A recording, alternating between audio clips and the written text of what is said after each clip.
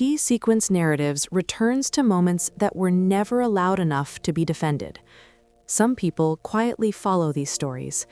This one rests in the space that opens when someone decides to stop reminding the person they love. It started with small things, the kind that don't seem worth naming: trash night, a dentist appointment, his mother's birthday. She used to say it gently, almost playfully. "Don't forget, you said you would. Did you remember to?"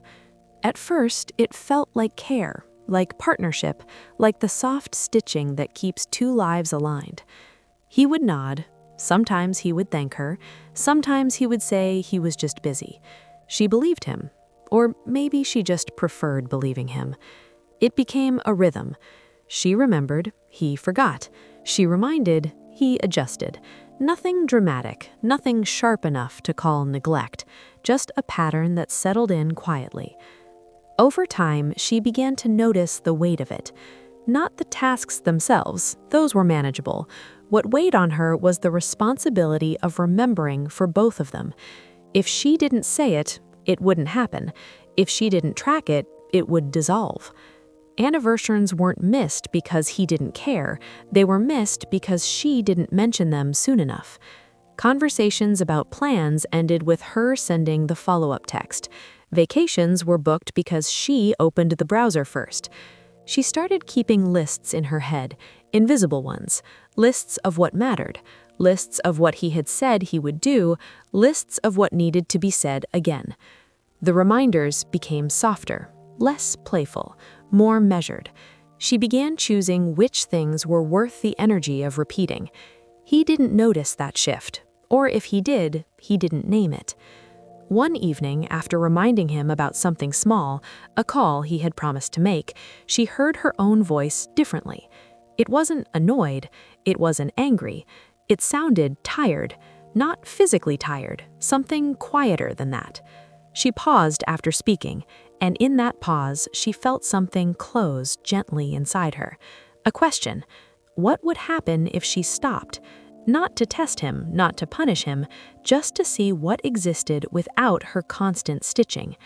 The next week, she didn't mention the appointment he had scheduled.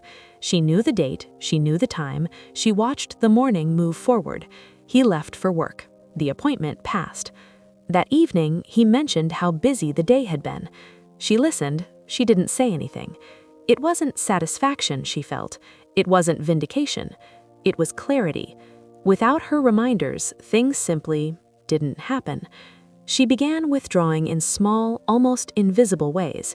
She stopped sending calendar invites. She stopped following up on promises that drifted. When he said, "Remind me later," she smiled and said, "Okay," but she didn't write it down. Days folded into weeks. The house grew subtly disordered in ways only she seemed to notice. Not messy, just slightly misaligned. A light bulb stayed out longer than usual. A bill was paid at the last minute instead of early. Plans remained ideas instead of becoming dates on a calendar. He didn't seem distressed. He adapted to what he remembered. The rest simply fell away. And she watched. Not coldly, not with resentment. She watched like someone observing weather patterns. When she had reminded him, she had believed she was helping. Now she realized she had also been buffering him from the consequences of inattention, buffering the relationship from the strain of imbalance. Without her quiet interventions, the shape of things became clearer. He missed a dinner with friends because he forgot to confirm.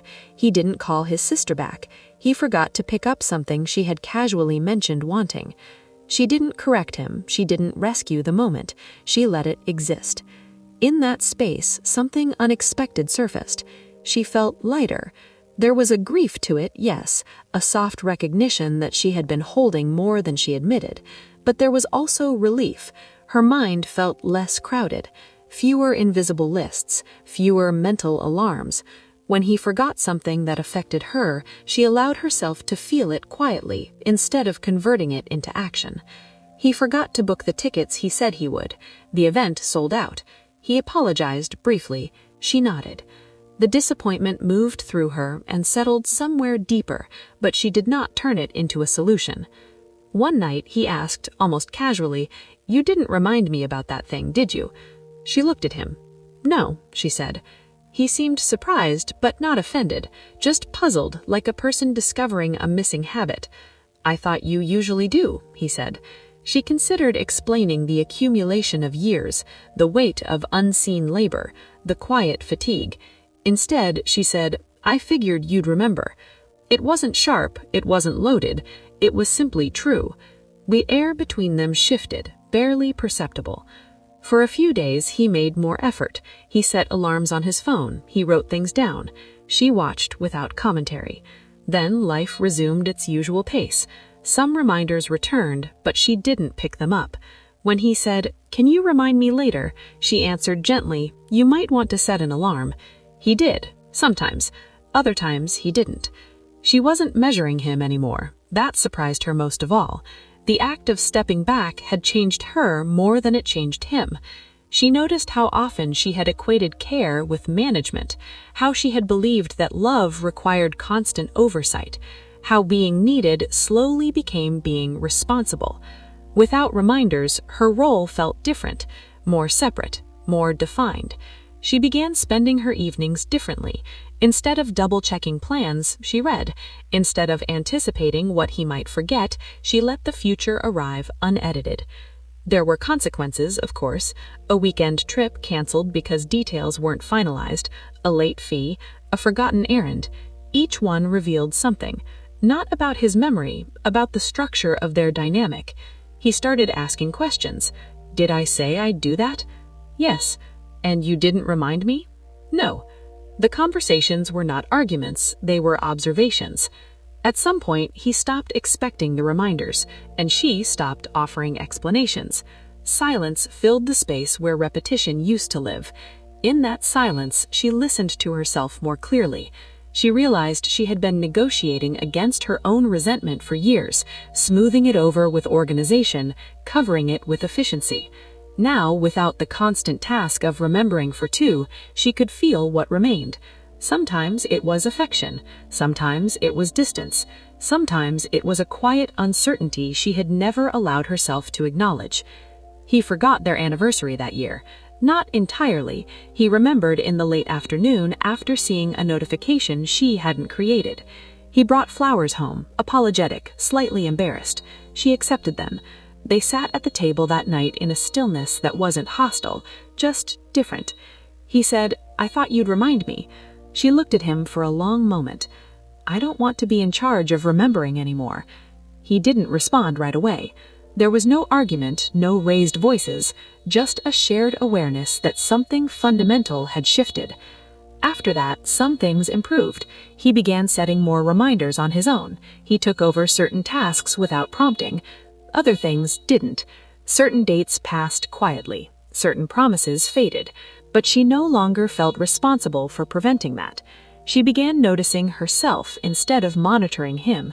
How she felt when he followed through. How she felt when he didn't. The relationship became less managed and more revealed. Without her constant reminders, the truth of their attentiveness stood on its own. It wasn't a dramatic unraveling. It was subtler than that. Like removing scaffolding from a building and seeing which walls stand independently. Some stood strong, others leaned. She didn't rush to reinforce them, she simply watched. And in watching, she understood something she hadn't before. Reminding him had been a way of staying connected. Stopping was a way of seeing clearly. Whether clarity would draw them closer or gently apart was not decided in a single moment. It unfolded slowly, in missed calls and remembered appointments, in quiet dinners and unspoken acknowledgments. She didn't stop loving him, she stopped carrying him, and that difference changed the air between them. Now, when he forgets something, she lets the forgetting belong to him. When he remembers, she notices. There is no tally, no silent accounting, just observation. Sometimes he meets her there, sometimes he doesn't. But she no longer fills the space with reminders. She lets the space speak, and whatever it reveals, she allows. It rests there now between them, not resolved, not named, just present. Some shifts happen so quietly that only one person feels them at first. If this lingered with you, you might choose to subscribe or leave a quiet comment or simply share it with someone who understands. You've been listening to T-Sequence Narratives. Some moments don't end, they just stop being spoken about.